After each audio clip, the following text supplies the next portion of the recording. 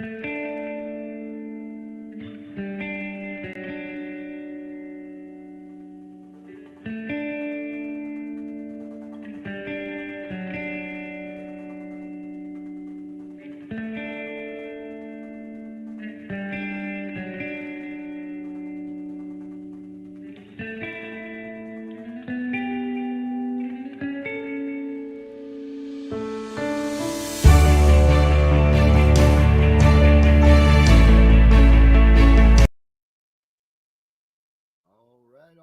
right. We got Men in Trenches here. We're back live here from, well, you know me, it's CPS Punisher here, coming to you from the state of Maine.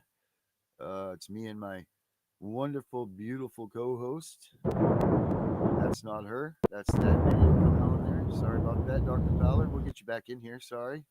Not the greatest. Ladies and gentlemen, I'd like to introduce you, Dr. Tanya Fowler, please. Ladies and gentlemen, this is Men in the Trenches coming to you. Hey, it's our first show coming back. Little stay. Dr. Fowler, how are you today? Good afternoon. It's a little bit hard to hear you. I'm well. I'm a little low. How about that? Is that a little There we better? go. Yeah, All better right. now. Good afternoon.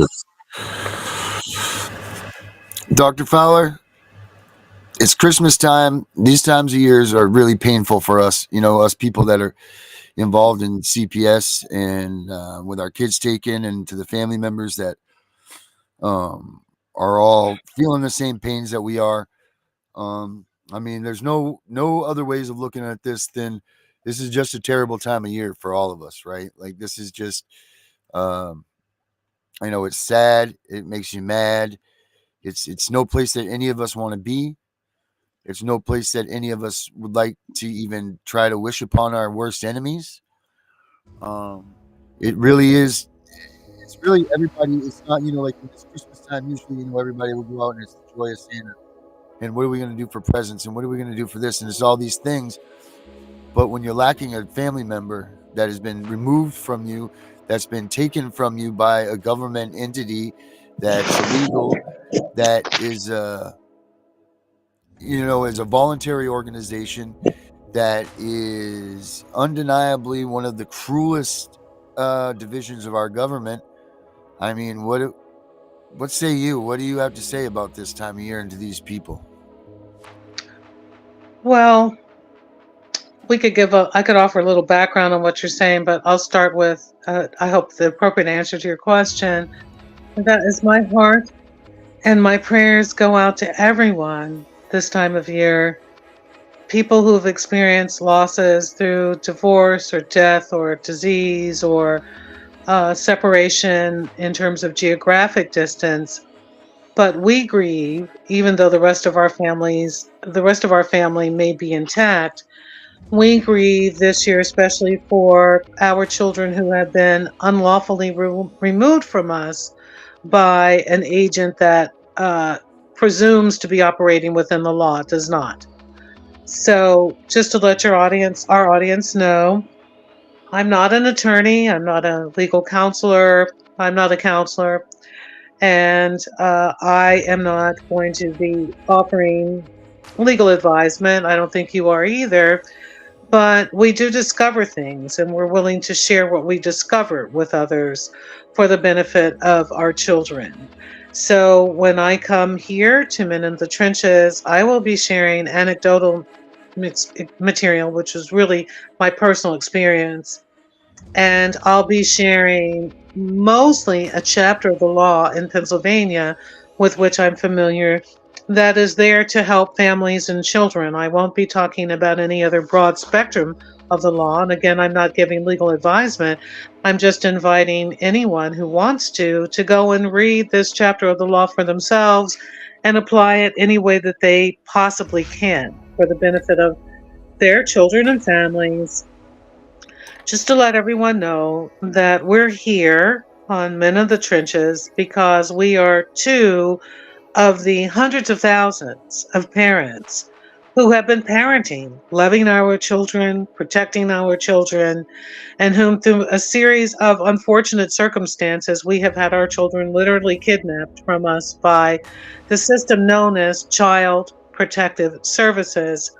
We don't see it as a system designed for the protection of children. We see it as a system that is designed to destroy children by snatching them from parents, placing them with strangers at the best, or people that will do them harm in many cases, why we have to fight, spending money and hiring lawyers, going to court, trying to prove our innocence of something. And this can go on for years, where we may never be reunited with our children. So thank you so much, Darren, for inviting me to be a delegate to the Men in the Trenches. I'm not a man. However, I am a parent, a grandparent, and my sympathies and my empathies go out to dads like you and some of the other dads who will be joining us, who are just doing the best they can to be parents. Mm. But they're fighting against the, probably, I will say, the most malicious system for the destruction of families that we have ever had in America, and maybe even on the global stage. Yeah, definitely on the global stage for sure. No other place in the world does what they do to their families. They embrace the family. I mean, we were talking about earlier with your family traditions, with Christmas time, with Hanukkah, how you were growing up. And I mean, just share with the people a little bit about that. Just the times that you used to have, that you and your family embraced everybody together, and we don't have that anymore. Just give everybody a little piece of this. Oh, sure. I grew up in a very traditional setting in the Midwest, and I'm of mixed ancestry, mixed genetic and ethnic heritage. But we grew up in the context of Christianity. We still celebrated our own ancestral Cherokee and Hebrew traditions. But I had a long-standing family Christmas tradition for many years. No, thank you, babe. No, thank you. Whereby I would observe all 12 nights of the Christmas. We call this season the Epiphany. The 4 weeks before Jesus' birth that we celebrate, December the 4th, would be the season of Advent, where we're preparing to greet the newborn King. Then on from December the 25th for the next 12 nights in my household, I used to turn off all of the electric lights and light the house only with candlelight. I mean, I had collections of hundreds of candle holders from all over the world and candles of every size and description. And every evening we would get together at the dinner table and we would conduct a Christ Mass, which some people think that only the priest and only the minister can conduct a Mass. But in my own studies and experience of Jesus in Nazareth, he told us to go forth and do even greater things than he did. And with his anointment, we too are the great high priest. So anyone with a sincere heart can conduct a Mass, just like anyone with a sincere heart can conduct a prayer. In fact, you don't even have to have a sincere heart, because the words alone can be powerful enough to promote whatever it is that we're praying for. And then we would have devotions at the dinner table. And then I used to put out little things for people that could fit on their dinner plate. And then, of course, we would have the rest of the evening, cherishing each other and just doing recollections, that have to do with Jesus.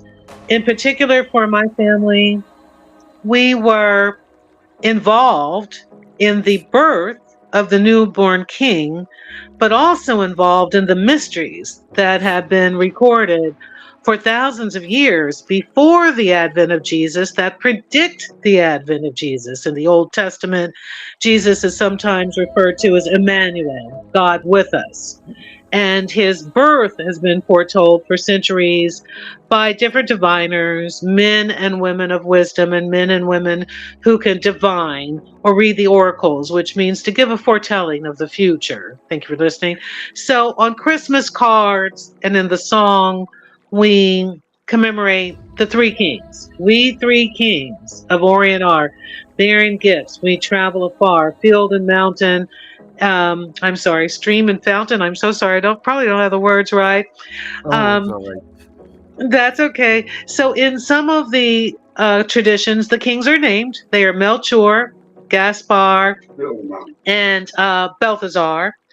And Mm. so for those 12 nights, we also honor and dignify their journey, their readings of the oracles, their bringing of the gifts to the baby Jesus, gold, frankincense, and myrrh. I was taught that, in particular, frankincense and myrrh oil were not the typical gifts that one would give a baby, because you would give those gifts if someone died. In Jesus' era, before we had embalming and things like that, when someone deceased, you would treat the body with these amazing oils, very precious myrrh oil and frankincense oil that have, we were talking about bacteria, that have amazing antibacterial properties. And treating the corpse with those oils would help to retard decomposition, Hmm. so that you could conserve the body until the family members could get there for the interment. So giving a baby those things would be unusual. We only think that giving a baby those things foretold of Jesus's death later on, his death, the crucifixion, and the resurrection, which is why we offer those things to baby Jesus. We also prepare after the 12 nights to honor and dignify the Holocaust of the babies, the killing of the infants, because as we understand it, Herod was terribly afraid when he heard the predictions of Jesus' birth. He felt that Jesus would be a competitor for his kingdom, and he set about slaughtering the innocents, meaning that the Roman army infiltrated the homes of the Hebrew families again and rounded up all of the boys who were born between the ages of 0 and 2 years old, and killed them. So we're told in the narrative that the Holy Family, Jesus, Joseph, and Mary, escaped from Bethlehem into Egypt to escape this Holocaust, and there they dwelt for a long time until they returned to their own land. So all of these wonders and mysteries we used to observe as a tradition in my family. And now this year, we're doing a little bit of it, but the soul and the spirit is not the same, because I have an infant granddaughter who was literally kidnapped from my arms by a CPS agent October the 7th, 2022. And for many of us, Christmas is not, we just can't feel the joy Hmm. because it's incomplete. We It's can't do the same things that we used to do because there is so little joy. right, and you don't feel right carrying on a tradition when you're missing a piece of the people you're supposed to be sharing that tradition with.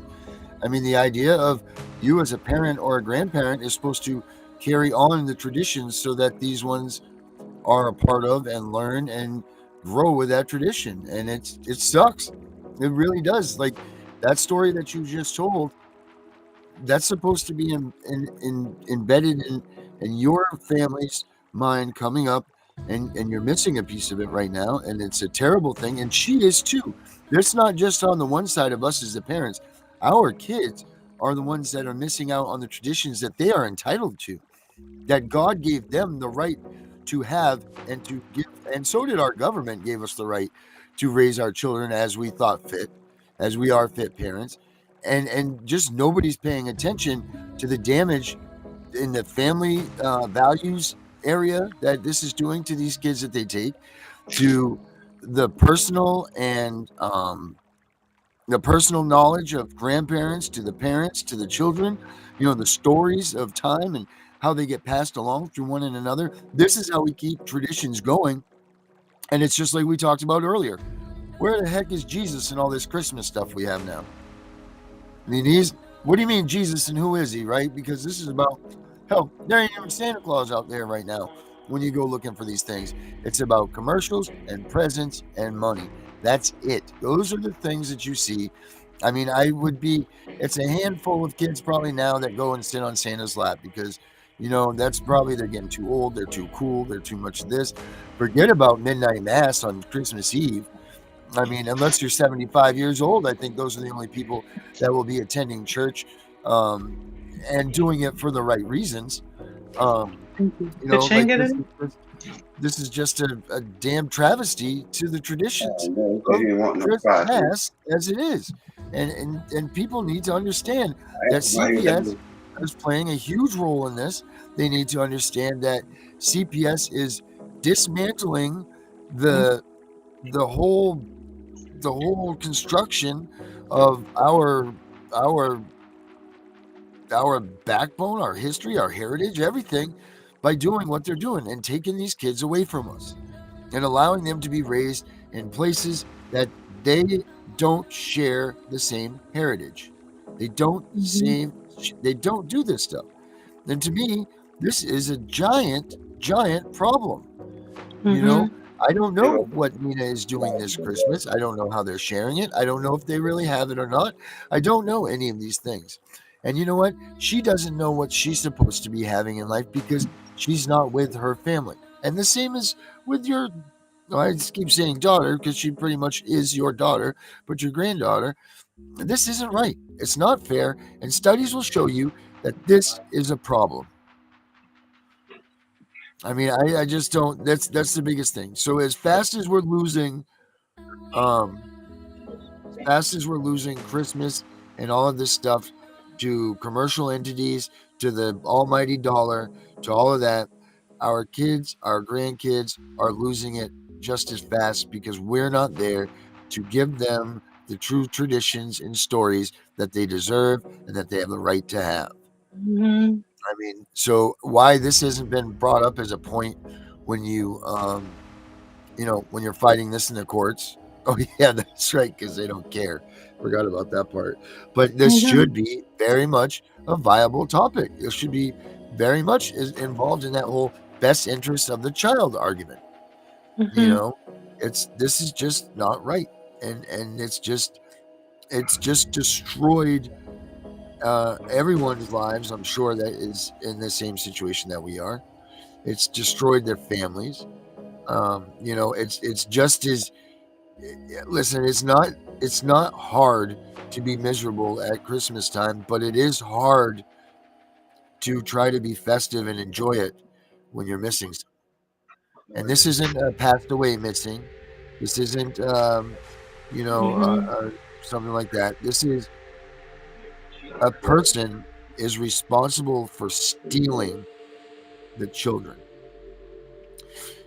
And that is what makes this the bad part. And on top of that, a lot of these families have already lost their backbone, meaning their fathers, being that CPS comes in, removes the dad immediately, says that there's domestic abuse, says that there's all these kinds of problems. They'll take any shot at any man figure in that home and remove them from there so that there can't be someone solid, that there can't be a backbone, and someone to stand up to these people and say, no, you're not breaking our family apart. You're not destroying the heritage. You're not busting up our traditions. The answer is no. Get out. Period. And more people need to stand up and say this. No, get out. Because this is jealous. voluntary. This is not a you must do thing. Mhm. You know, and we talk about it all the time. In your situation, when your granddaughter was stolen, if you had an entourage of men right there with you, this would have never have happened, right? Like that's pretty much your. They wouldn't have messed with you like they did. You were It, literally stalked, hunted, and taken out. it totally is.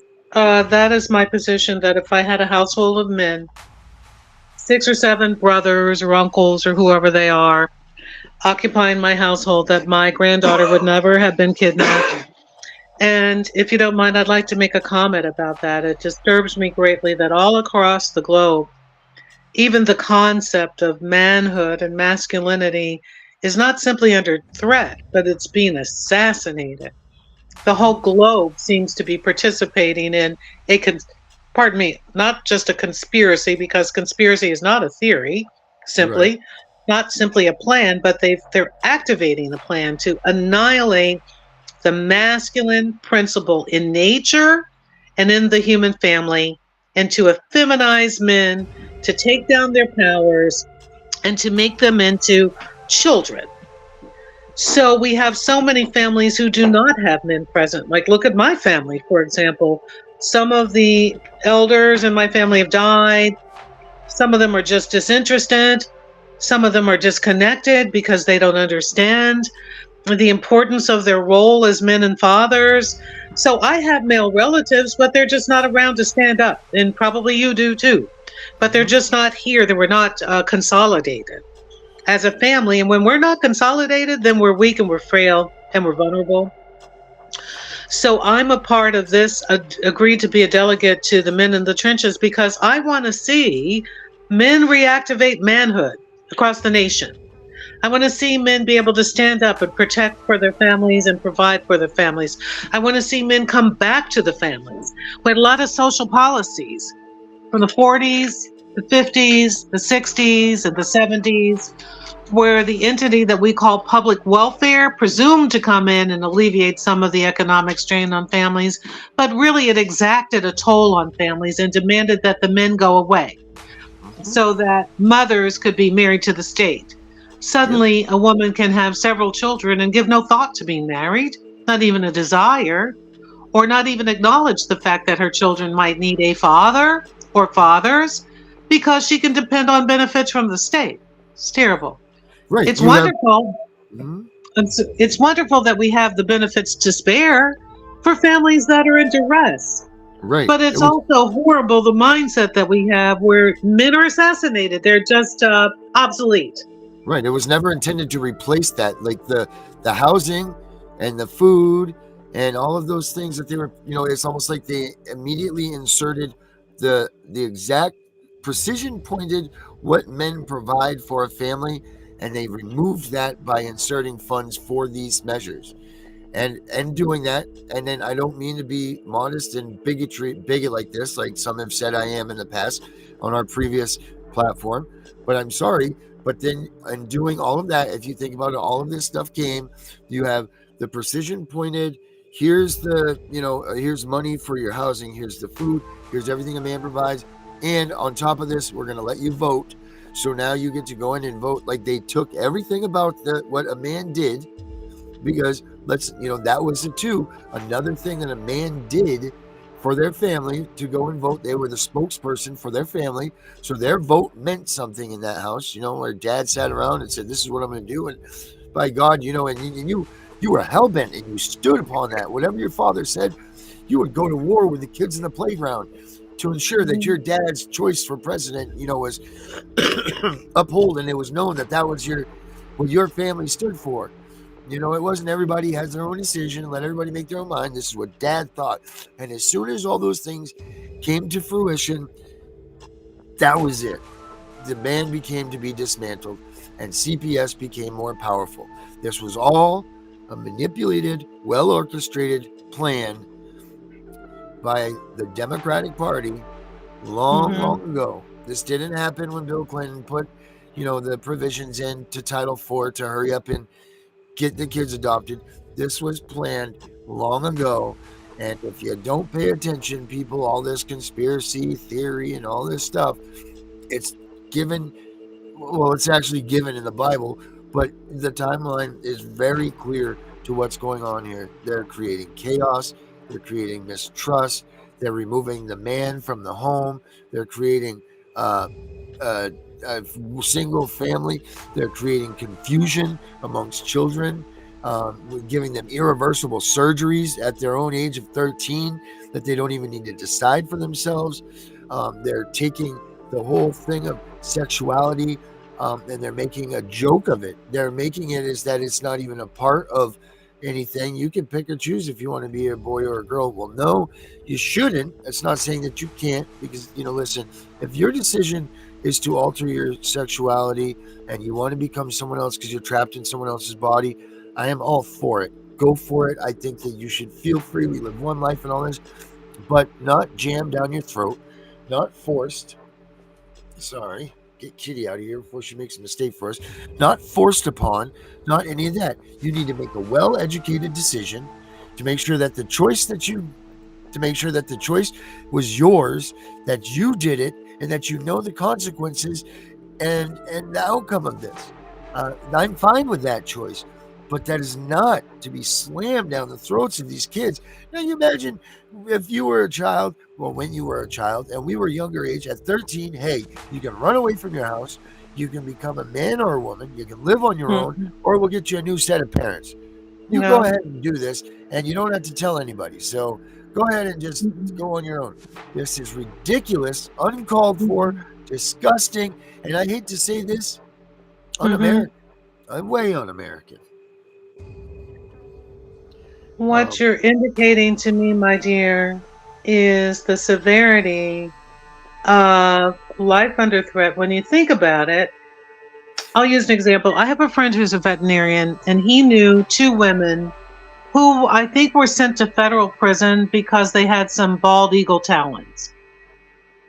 They had parts from exotic animals or animals that are protected under some ruling or something or another. So we've got dead animals that have rights. We've got the animal rights movement. We've got rights for so-called immigrants. We actually have rights for people who do not live here, have rights under the are being served, given their rights. People that have no, that are not here legally have rights. But we do not have a Bill of Rights or law that protects parents. no, Parents are the only people in America that have no legal protection. And so, therefore, when we try to keep this entity called CPS from destroying our children or snatching our children, we literally have no rights. none. And we're not allowed to use these no rights in a courtroom. We're not allowed to do anything. We are not allowed to do a damn thing with these documents that were meant to protect us from an intrusive government, a government that was built by us, created for us and by us, and made to be used to protect our freedoms that they created for us. That including being a mother or father and having a child. Why is it so hard for everybody to understand this? But the more we allow them to come to our front door, to welcome them in, to take our kids, nothing's going to change. This is a destructive, disgusting branch of government that needs to go away. Period. Mhm. Mhm.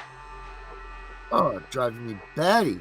And how we can't get people together in this movement.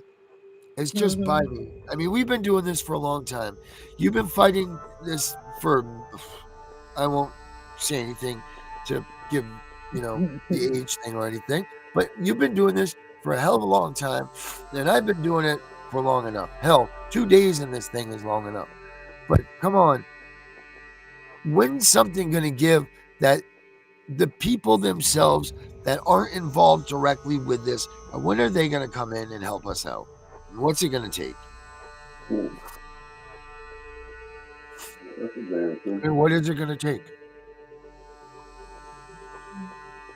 I think this Just is a big thing that we need. We need to get people in here, and we need to get people that News. are fresh, Camera. new, and unaware News. to our system, to this system and how bad they are, because then they will go out. Because, listen, All when news. you get your kid taken, it's very clicky who you talk to. Like, I'm sure you're just like me. I talk to people that have had their kids taken, and that's it. Because number one, it's all I talk about. It's all my wife talks about, just like it's all you talk about, I'm sure.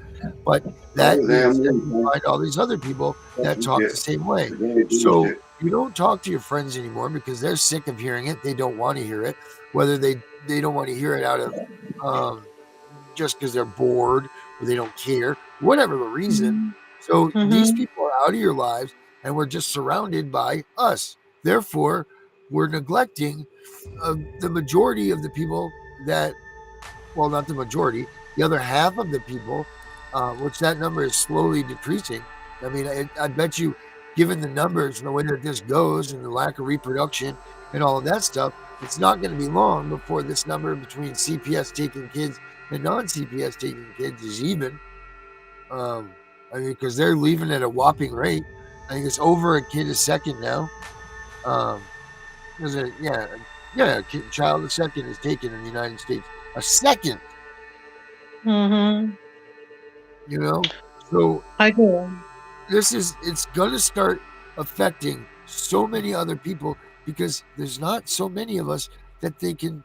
I mean, there's not a lot of us left that have kids for real, like, and what is this? Mm-hmm. What is the long term effects of the CPS taking the child? We don't even know this yet because studies aren't even close to being put together and done for this. But what is the effects of the children that have been taken and the sexuality and the reproduction and all of this? What is that going to have? Like, where does that stand here? Oh, My dear, we're ruined. My studies tell me that the human family is about 500,000 years old. And you don't have to be an anthropologist to recognize the fact that for some reason we are distinct from other species because it takes us 21 years for our young to mature, meaning that the biological signs of maturity have to do with your bones, your what we call hard tissue.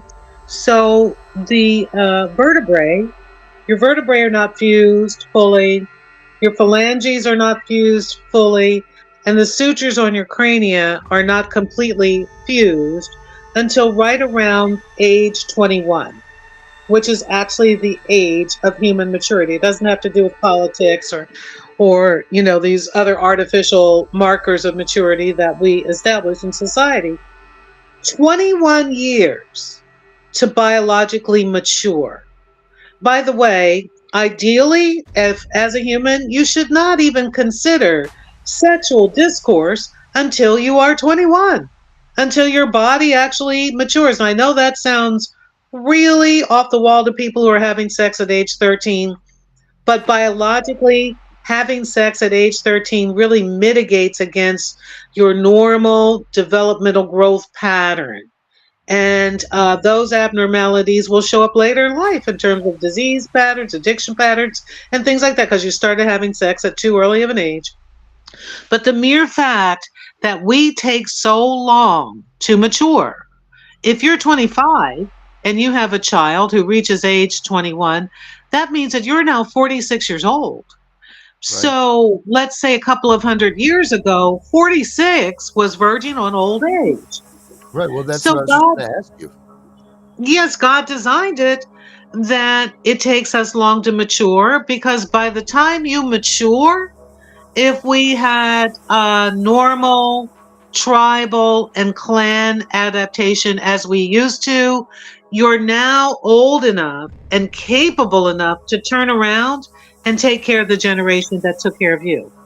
That's why it takes us so long to raise our young, because by the time our young are mature, they're supposed to be able to take care of us.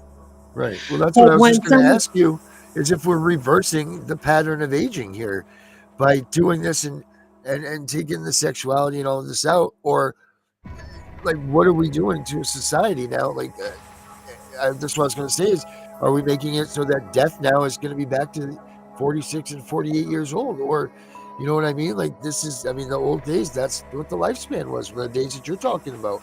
Now, is that due to reproduction or lack thereof, or I mean, obviously the time period in medicine and all that played a role, but the development of the body. I mean, what effects is this going to have long term? this is devastating. If the way that we're going, we won't even have a species left anymore because now we think that men can have children, Right. and we insist on that, and people will attack you and try to kill you, take your Right. business away, defame you if you simply purport normal, not even science, but normal biology. I saw a gentleman, and this is a bit of an aside. He's well known here in the Philadelphia area. He's well known as a political commentator. And he's got a wife and a child, but he was on a platform insisting to another commentator that men could have children. And I would have loved to have been there and said, well, you're married. Yes. You have a child. Yes. Did you bear the child or did your wife bear the child? So if you can have children, why didn't you have the baby? That's it. You can't. That's it. Doesn't matter what you do. It can't be. It's not the way it is. Hey, Fowler, why don't we take a break? We'll take a 2-minute break here and we'll come right back. We'll be My right back. dear. This is Men in Trenches. Grab yourself a drink or something. We'll be right back with you all.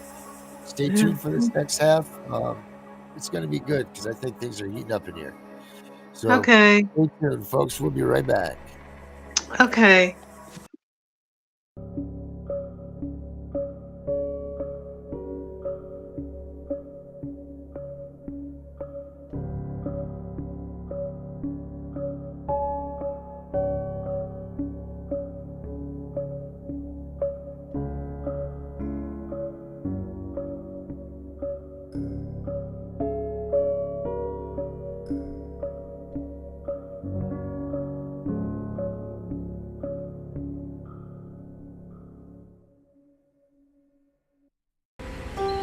This government entity,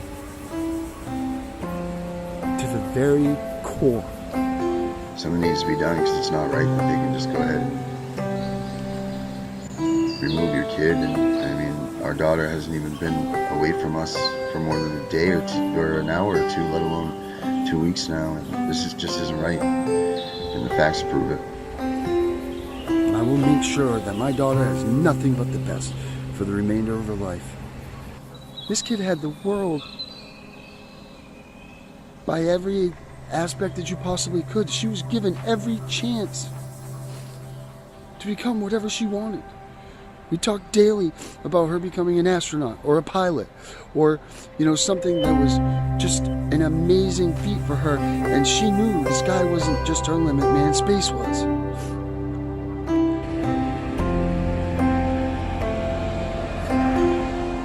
And my word is, the only thing she needs to be the best for the rest of her life is her mother and I. So let's do the right thing. It gives them the right, some guardian alignment that she's spoken with her maybe once, twice, 3 times that she's... A vendetta, an homage, I don't know what you want to call it, but she's got something under her that's driving her to remove this kid from our lives. Well, she's inexperienced. Inexperienced is what you're going to toss this to? You're going to give an inexperienced person the keys to my world, my heart, our everything? Inexperience is people that burn a pizza. Inexperience is bumping your car into something else, because you're an inexperienced driver.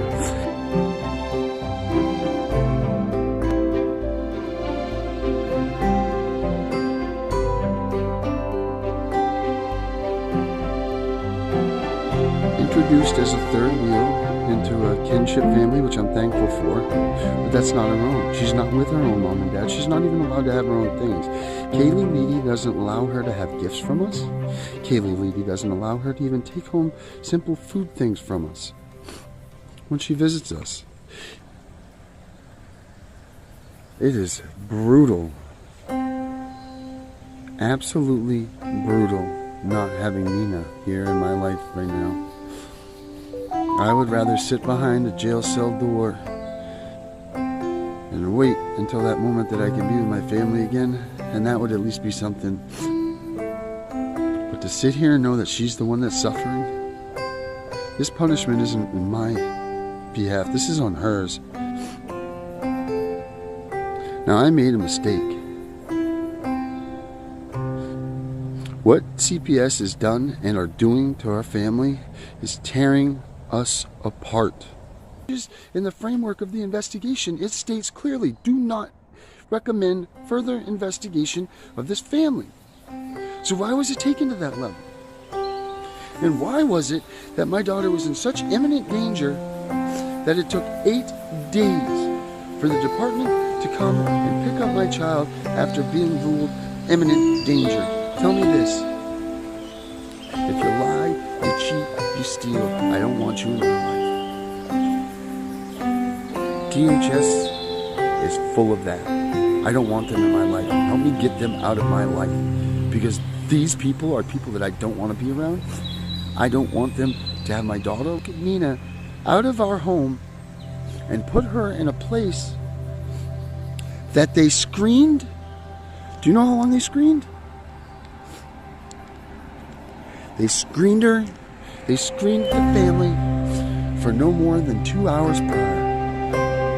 It took me 32 minutes to pull up the history of this family and find out that they operated under voyeur cameras, had porn websites, had all kinds of things going on there, that their kids that they had living there had witnessed their father get murdered by their mother, their faces stabbed off, they burnt the house down that they were living in, and this is where they put my 3-year-old daughter that was in imminent danger. Think about the things that Nina has seen now that we shadowed her from and sheltered her so that she never had to go through these things. Tell me now who needs to get the sustantion. Tell me now who's committing the acts of neglect and abuse. Tell me now. Tell me now who's going to look at Nina in the face. Tell her that she can trust her dad and her mom, and it was their mistake.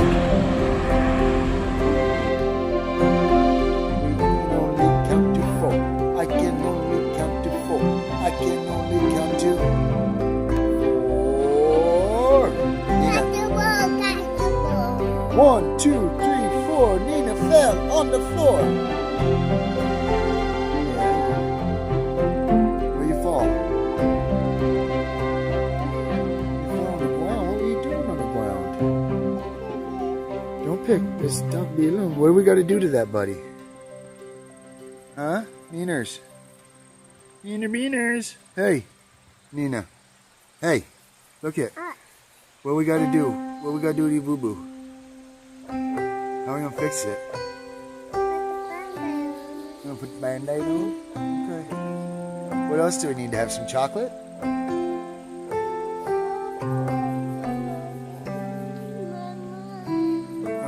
Should we call Mommy and get slushy? You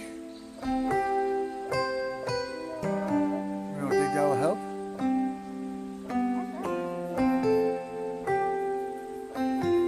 You want me to call Mama? Get slushy? What color?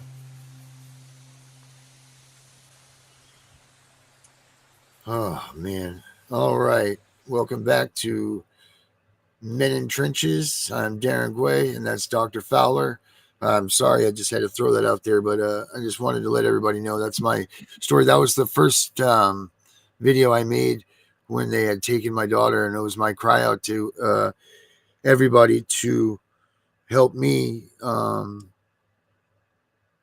win this thing, which I haven't won yet, but I will win, and so will you, Dr. Fowler. But we're upon another Christmas time here, another sucky holiday season that we just can't wait to get past because these people took our kids.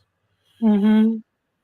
So, I mean, we do all kinds of things to make sure, especially, you know, it's hard being a dad and having to come out and do things like this because, you know, the stigma of, oh, don't be a baby, don't be a wussy, stand up, be tough. Well, you know, if you stand up and be tough against CPS, they hit you right in the heart and they take your kid away from you sooner than they should. And they lie and they just do these deceptional things to you. They lie about you.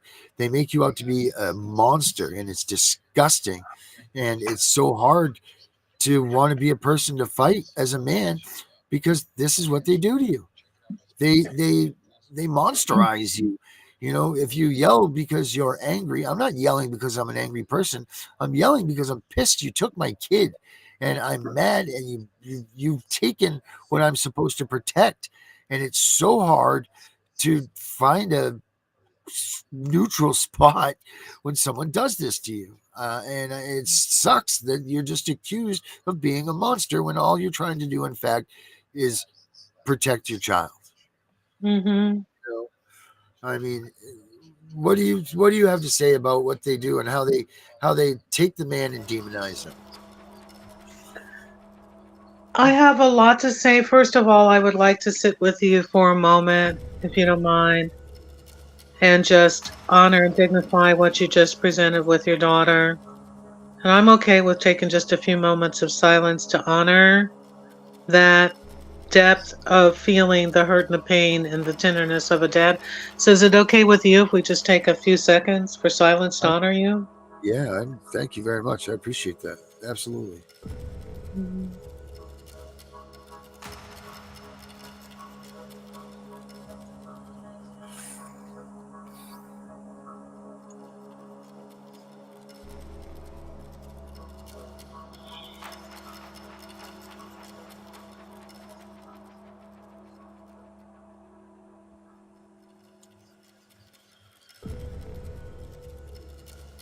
Amen.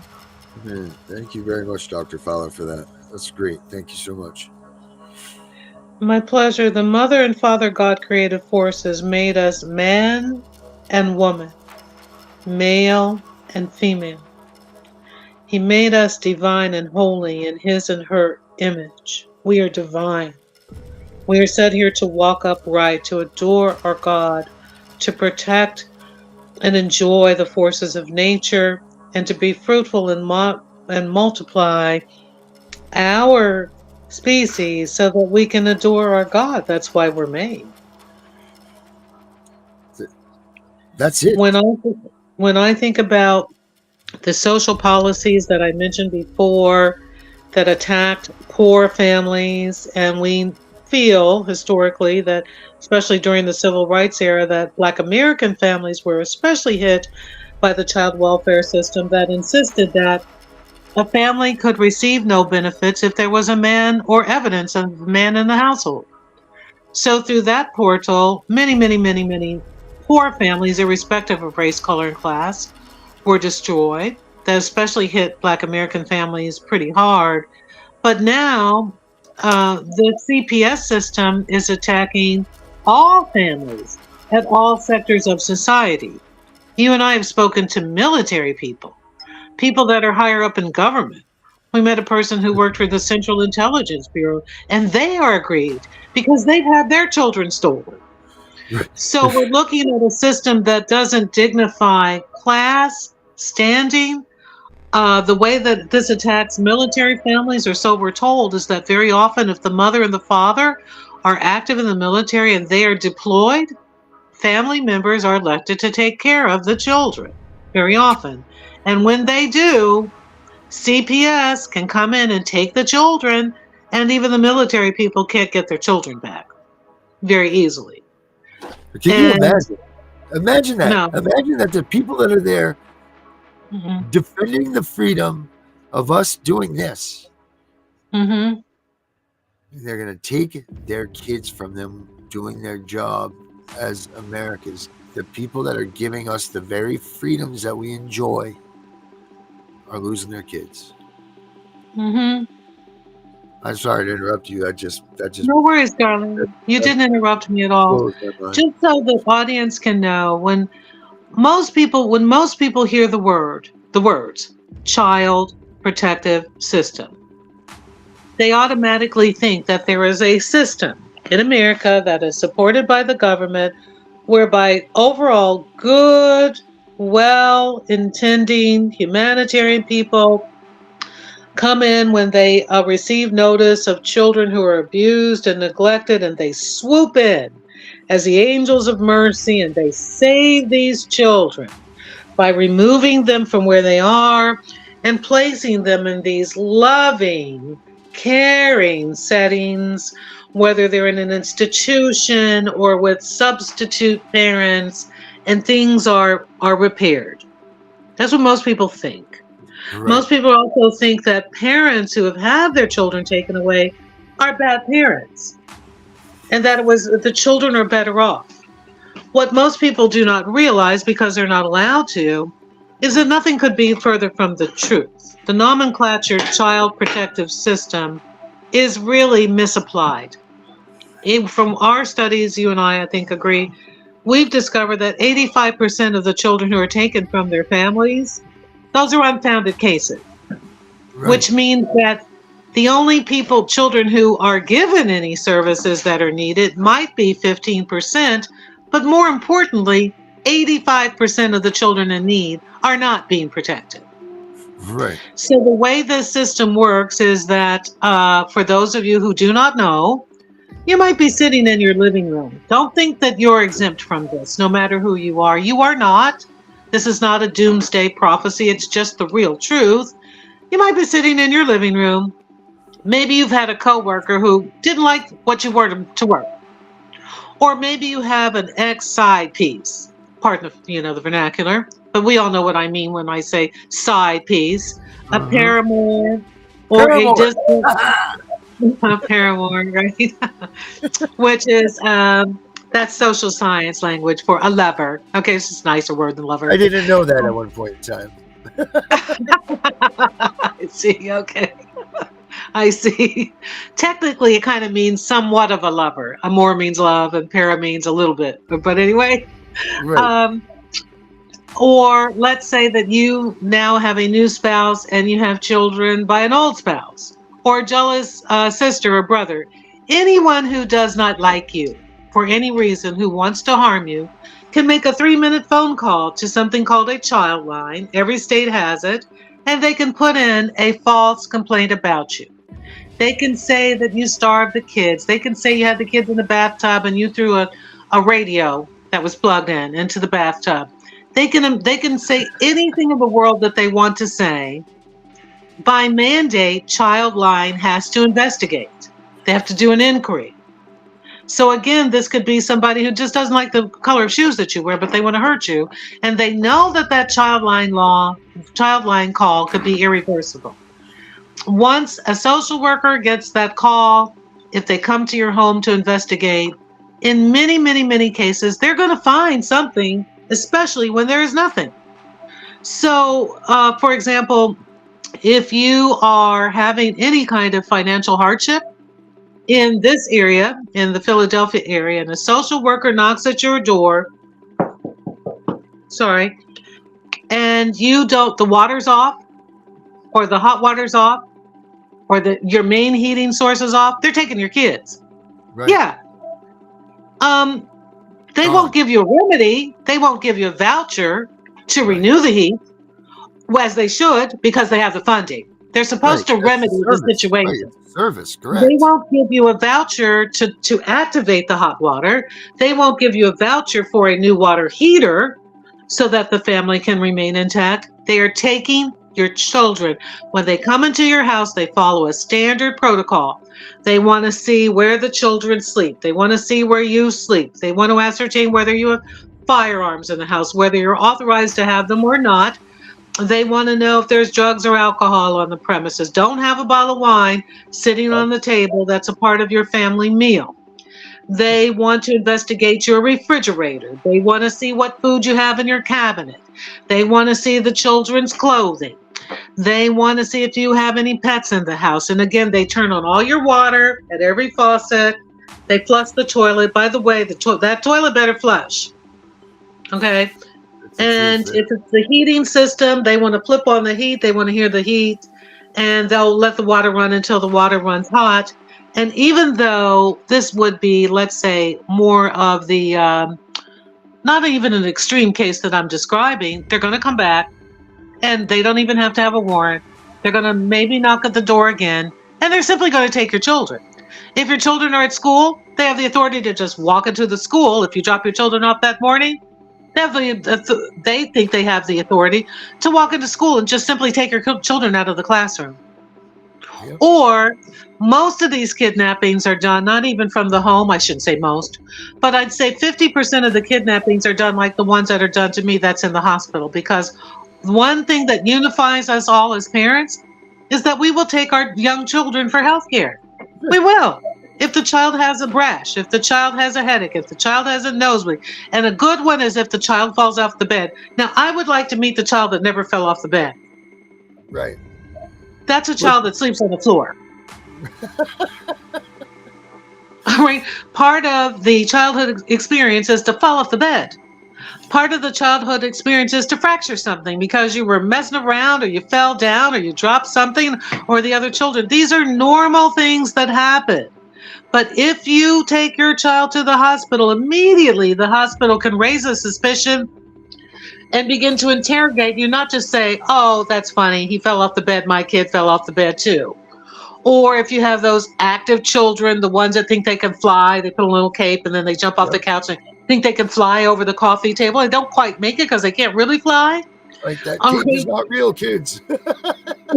Right. So you're not simply questioned, and we can see that it's a minor injury, but you may be interrogated. The hospital, the social worker's waiting right there in the lurches. The social worker comes in and interrogates you, and you may not be able to leave the hospital with your child. This is how extreme and how dire and how ridiculous this system is of child enslavement, child imprisonment, destruction of the family, and child trafficking. Our statistics show us also that 30% of the children who are kidnapped by CPS are outsourced in this international child trafficking. So they're captured from you, they're sold to the highest bidder in some kind of a foster care system, and then they disappear. And they're sold to traffickers outside of the country. 30% of the girls from 0 to any age are sexually molested within 30 days of captivity. 30%. From 0 to any age. 0 to any age. Yeah. What tends to happen is that if you are married and you have a husband and a wife, forget about it. The social worker is going to come in, and it is standard for them to tell the husband, if you want your children back, leave your wife. They'll tell the wife, if you want your children back, leave your husband. They will threaten and intimidate the husband and completely emasculate the husband, because guess what? 100% of the social workers are women. 100%. Not 100% of the social workers in the world or in the country are women, but 100% of the social workers who work in this system are women. I've never met a man. And they tend to be women who hate men and hate the family. And have no kids. Often, or if they do, they're bitter if they have their own children. They just hate families. And they can't wait to come in and threaten and humiliate that dad. They're going to tell that dad, oh, did you go for the drug testing? Did I say drug screening? I meant drug testing. Did I say drug testing? I meant drug screening. Oh, did I say that you have to go to this meeting for a domestic violence? I know you didn't have any domestic violence, but you did. So I'm sending you to domestic violence class. And I know that you were a premier parent and you were awarded best parents by the peer, but not in my esteem. Now you've got to go to parenting classes. Did I say you had to go to counseling once a week? I meant 3 times a week. So the next thing that you can definitely guarantee that is going to happen to you is that your time, your money, and your resources are going to be caught up trying to achieve benchmarks from some kind of a family plan, and you'll never be able to figure it out because you'll never get a normal template or like a shopping list which will say do 3 Hail Marys and pat your stomach, and then you know that you've met the criteria. Each week there's going to be some new criteria or some old criteria that you didn't meet, and this tends to go after the man. Eventually, guess what's going to happen? You're going to lose your job. You're going to lose your source of income because you're going to bounce. You're going to go to that session because you feel that going to that session is going to get you your children back. You're going to sit there and be quiet as a man while someone who isn't worthy to lick the dirt from your shoes is mandating and dictating to you what to do. And you can't smack her. You can't scream and holler. You can't react as a man would normally react because then you'll be depicted as an out-of-control enemy who should not have your children back.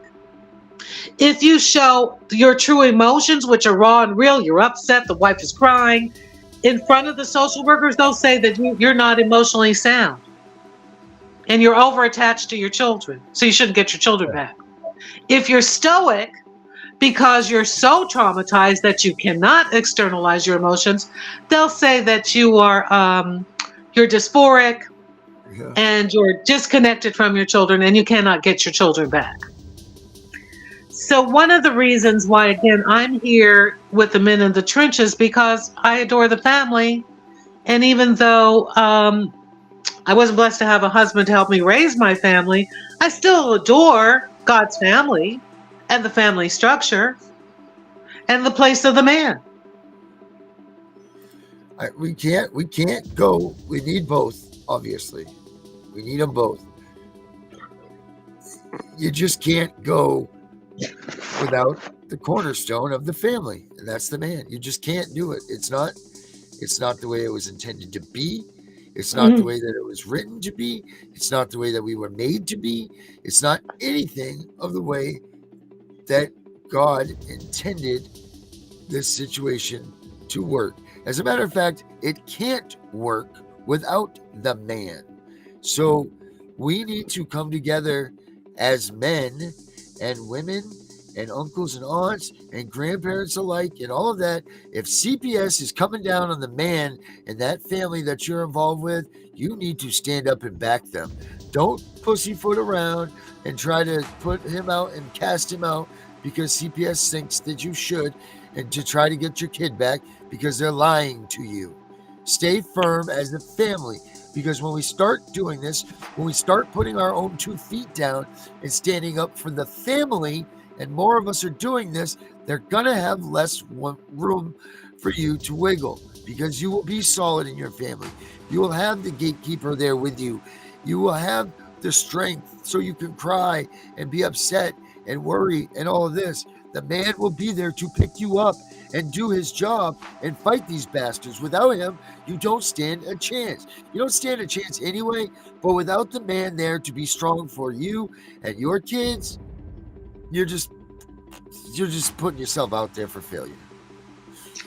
I mean, that's just it. You know, like, we need to make sure we support the father when they're being accused. Now, I'm not saying support the father if he's beating the hell out of the kids and the wife every night.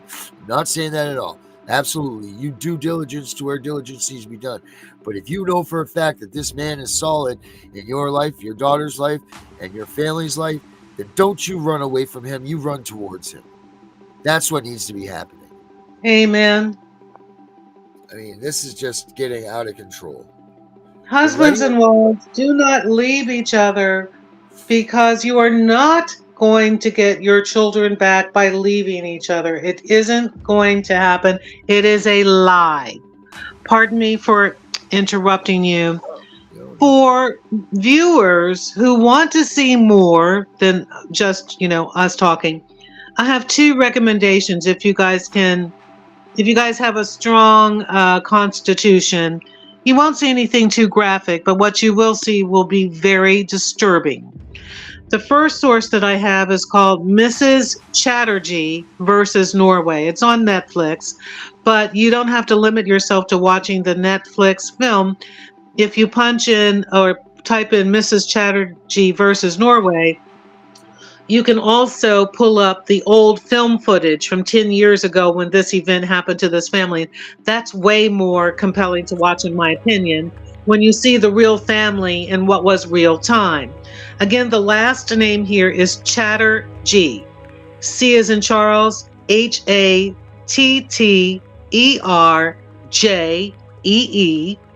This is an East Indian last name. This was a family of immigrants, East Indians, who moved to Norway approximately 10 years ago. And when you see the fact pattern and you see the events unfold with this family, this is a model typically for what has happened to all of us. That Mrs. Chatterjee was breastfeeding a new infant, and she had a toddler enrolled in a simple little play school. Well, the teachers at the play school noticed that the toddler was banging his head or doing something. It wasn't anything very serious, but suddenly they called in CPS. They snatched the toddler out of preschool. Don't quote me on the facts. And you see, Mrs. Chatterjee remembers that they snatched her breastfeeding baby out of her arms, and she was running after the car to get her baby back. The children were put into CPS in Norway, which for some reason wanted to model the US. A lot of the more civilized countries don't even have this kind of a system, but Norway did. This became an international incident practically because the country of India said that the children belong to us. Norway still wouldn't let the children go. The children were then systematically alienated from the Chatterjees. Mrs. Chatterjee still has breast milk flowing. They've got diapers, they've got the children's effects, and they're not going to see their children again or be with them again for years. Wow. The people who are handling the children are alienating the children. Your parents don't want you. Your parents don't love you. Your parents are bad parents. That's why we're here. Wow. To the point where if you were able to retrieve your children, their children don't know them.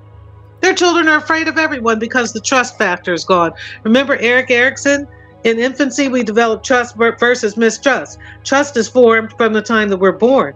If someone is attending your needs, picking up on you when you want to be picked up, feeding you and keeping you warm, you form trust. If not, you form distrust. And a distrustful child is a child that's probably going to grow up to be distorted in their mind or become a criminal or something because they can't trust. If you can't trust, you can't collaborate and you can't be trusted. So the children, even though they're technically alive and technically well, they're not alive and well. They're zombies.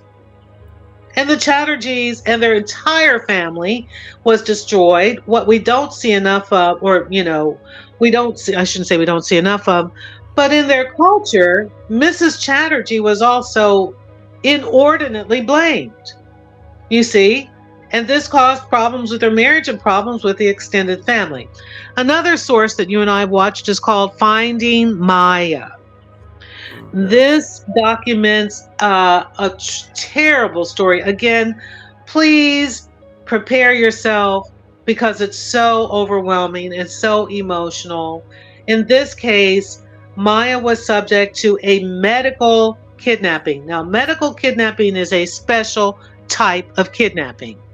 Medical kidnappings occur when? When you're at the hospital or when you're at the clinic. So your parents are alleged to do something unsound to you medically while you're at the medical provider. I'm getting a little hyped here. Yeah, Maya was a young girl who had, I'll say, as a layperson, a rare neurological disease. The mother was a nurse. She was an immigrant, I think, from Poland, but a qualified nurse. And the father was a highly intelligent man who did something or another. I don't know what he did for a living. So the parents were able to seek a treatment that was not available in the U.S., but it was available to them in Mexico. It was in part experimental, but the Mexican physician was able to come up with a treatment that was efficacious for the little girl. It alleviated the symptoms. When they got back to the States, they couldn't get that treatment. They tried. So here is Maya with a terrible, the symptoms were horrible, very painful. She couldn't ambulate. She didn't have the full use of her limbs at all. And just as a parent, seeing your child go through that is horrible. So they sought treatment in the American medical establishment. CPS came in. They alienated the parents. They put the Maya into captivity. She was sexually molested by the social worker. There's no other excuse for it. The social worker came into the hospital, stripped the girl naked, and took pictures. That's sexual molestation on her cell phone. The physicians didn't take pictures of a naked child. And who's to say no one else is looking at her cell phone, right? What? Who's to say? Those pictures were taken for distribution. Yeah. I don't need to see. I know it was. I don't need to see the absolute material proof. But why else would you take naked pictures of an adolescent in the hospital? Agreed, 1,000%. Right, you can't see a neurological condition, so you can't take pictures of the neurological condition. Maybe you could take x-rays, but those were not x-rays. They kept Maya, kept her in the hospital, kept her from getting the ideal treatment, alleged that the mother was a criminal, alleged that the condition that Maya had was a fantasy on the part of the mother, and it drove the mother to the point of being criminalized. They separated the parents and threatened the parents and told the dad that he can't stay with his wife. And the mother, then in distress, figured out that the only way that the husband could get the baby back, she wasn't a baby, she's a baby to me. The only way to get Maya back was to kill herself, which she did do. Jesus. Oh And only after years. And then, guess what? While the social worker testified in court that this medical condition didn't exist, the hospital was billing hundreds of thousands of dollars for the same medical condition that the social worker alleged did not exist. This is a medical kidnapping where the medical establishment collaborates with CPS, did I say, for the millions of dollars that they collected off of Maya? Right. And then they inflict medical injury and harm and blame the parents. And this is very similar what happened to me. It was alleged that I did something medical to my own granddaughter by misfeeding her, when actually I just happened to be, what was that? A doctor of biomedical anthropology, and I just happened to do what? I've already fostered 11 children. I'm raising 2 other grandchildren, and I've been raising children since the time of my own majority, and some of them were sick.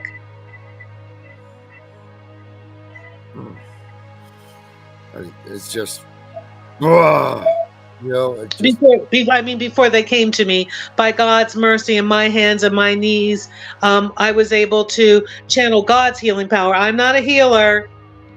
I'm just a servant. The Almighty is the healer. But Jesus used my hands and my knee and my fees to bring those children back to life. And one young lady just called me last week. She was 15 years old when she came to me. Horrible things have been happening to her in her family home, and I fostered her, and now she's in her 40s, and she's telling me, Aunt Tammy, I love you. Living in your home was the best thing that ever happened to me. I got well. I got better. You keep a clean house. You gave me a curfew. You gave me limits. You cared about me. And now I keep a clean house, and I own a house, and every time I clean my house, I think of you. And she got her life on track. But it was alleged that I can't take care of an infant who's the own flesh of my flesh and the bone of my bone.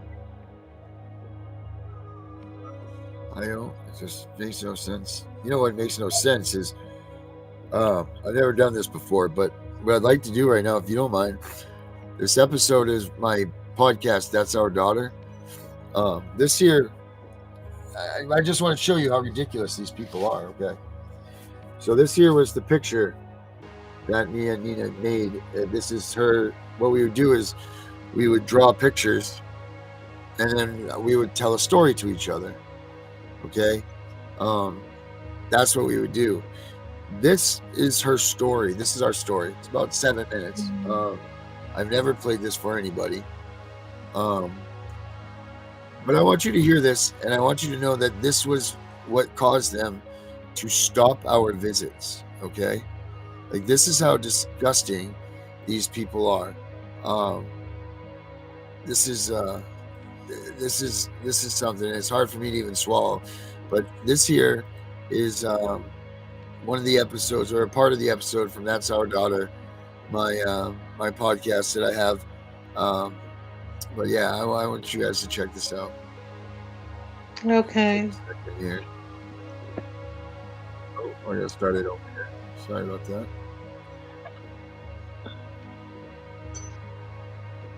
I want to get started up.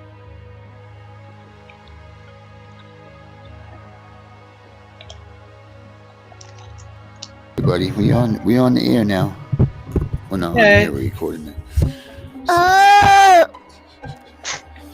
So once upon a time, where's Mom? What was a butterfly named What? Nina? A Nina named butterfly.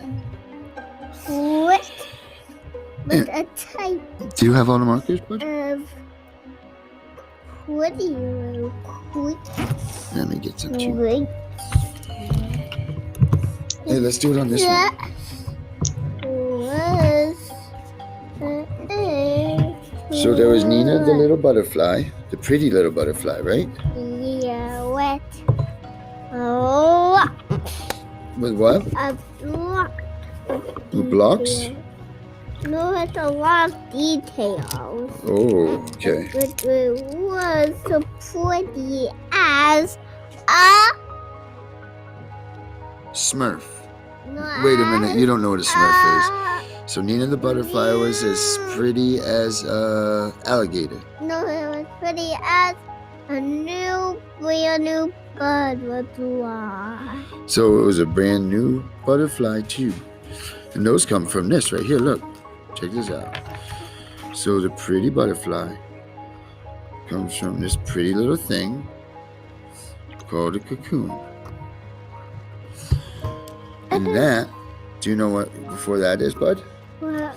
The pretty little butterfly named Nina came from what is called a what? What? Caterpillar. So look, like this guy right here. Remember this dude that we see in all the cartoons? Oh, hey, Nina. How you doing? I am the pretty little worm man. So I'm going to be one day, I'll be the pretty beautiful Nina. But for right now, I am just the little worm caterpillar man to come around.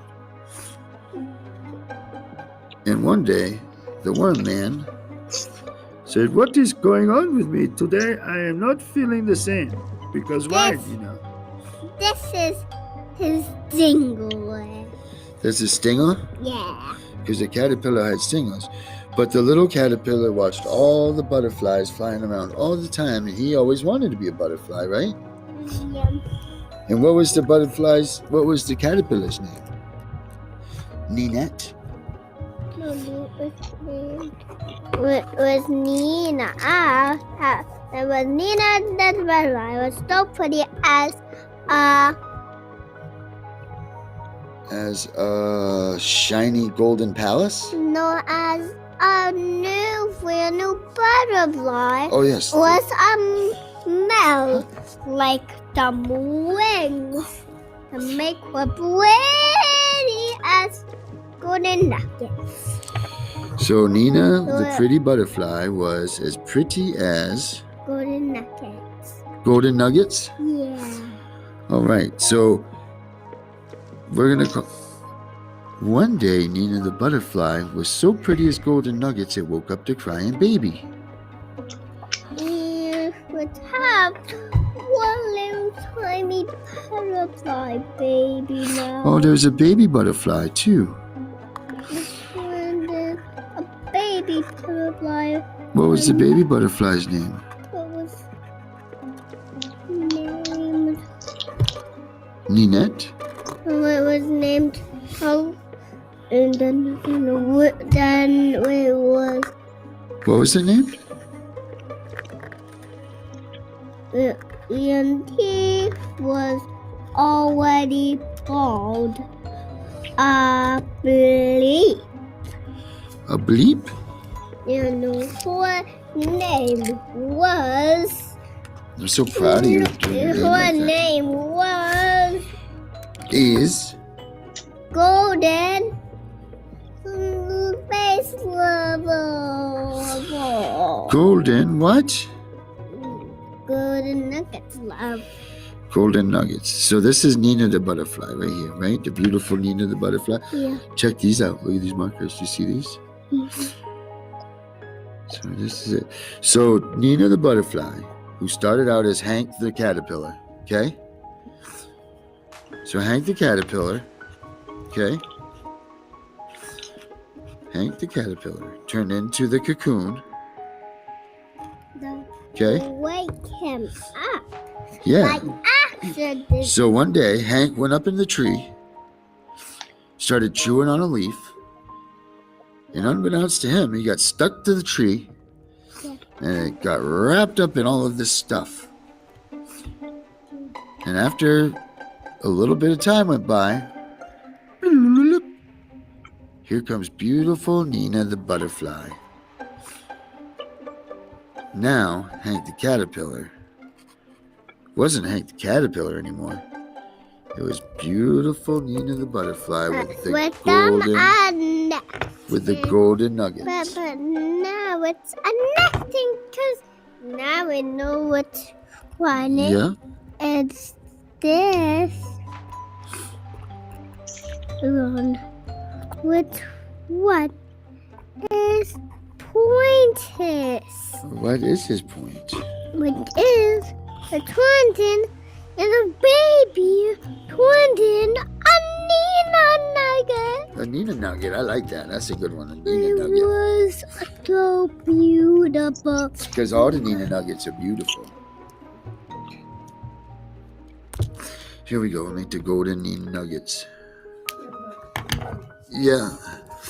No. I know, buddy. I'm sorry.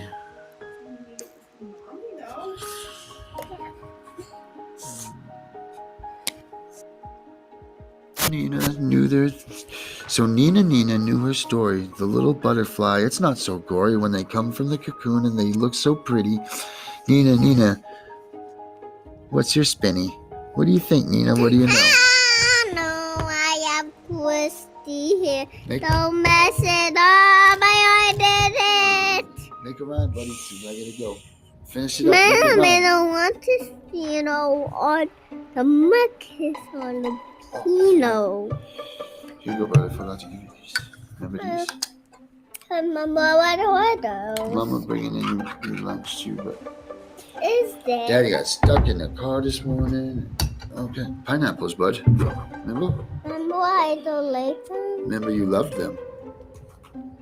Remember? You love pineapples, buddy. But they don't like the yes. You throw a swing, I get you.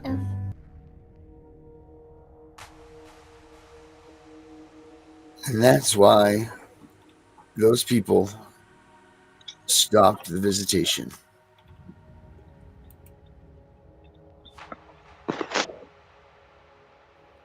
Because of me doing that podcast with her. Isn't that crazy? It's devastating. They said that was inappropriate. Devastating. Did you hear how upset she was at the end when she said no? Because the lady had told us we had to go. But that was what they used against me in a TPR and said that was inappropriate. I was thinking of my own self before I was thinking of her. And the day that I thought they were going to tell me that was good stuff for good parenting, they terminated my visits with her, and I haven't talked to her since January 16th of 2021. That was the last time they let me see her or talk to her. And that was it. So for you people that think that CPS is out there to help and promote good stuff and solid family and all of that, you're wrong. Get your facts straight.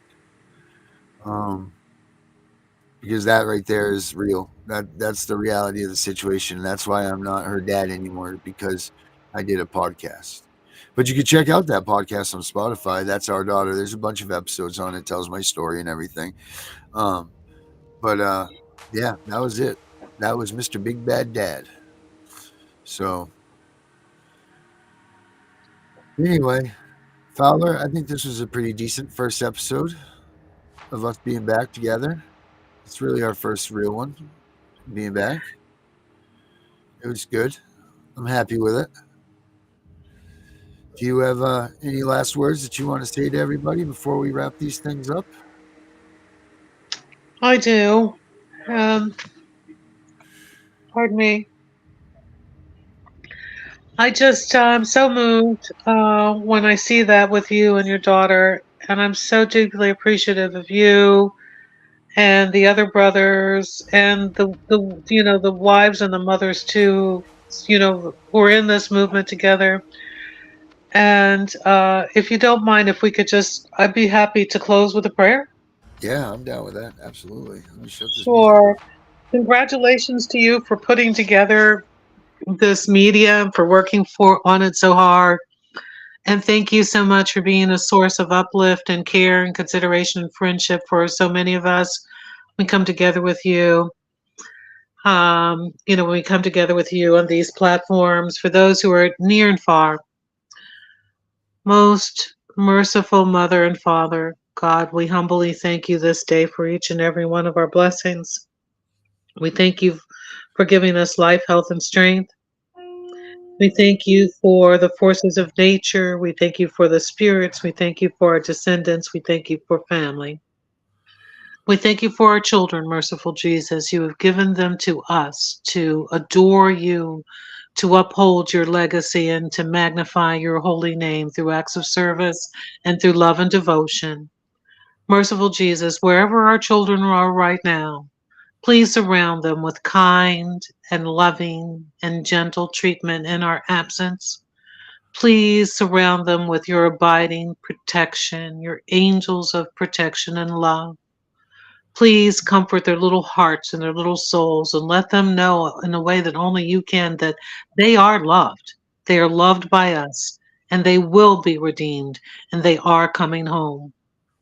To anybody around our children right now, we pray that they be kind and gentle and patient and rewarded for those kindnesses and for that patience and for that gentleness by you, merciful Jesus. For our enemies, for those people who have taken our children and lied on us and cast uh, our names into a pool of dirtiness and filth and who've sullied our names and our reputations. Merciful Jesus, deal with them the way that you know how and take this burden away from me. Merciful Jesus, to all of our brothers, all of our fathers, all of the men in the trenches all over the world who wish to care for, provide, and for protect their children, continue to make them strong. Merciful Jesus, continue to work with them, give their hands, their feet, and their knees the spirit of devotion and joy and renewal. And bless my brother here. Continue to bless him with brimming health and with the energy and the joy that he needs to bring his baby home and to be a strong man and a leader and a brother and a participant in this movement.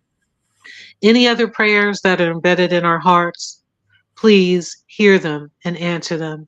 And as always, we offer our thanks to you. In these things we pray. Amen. Amen. All right, Fowler. Well, thank you very much. And we'll be back real soon. We'll get that posted up. Until next time, thank you all so much. God bless. God bless, Fowler. I'll talk to you. Okay.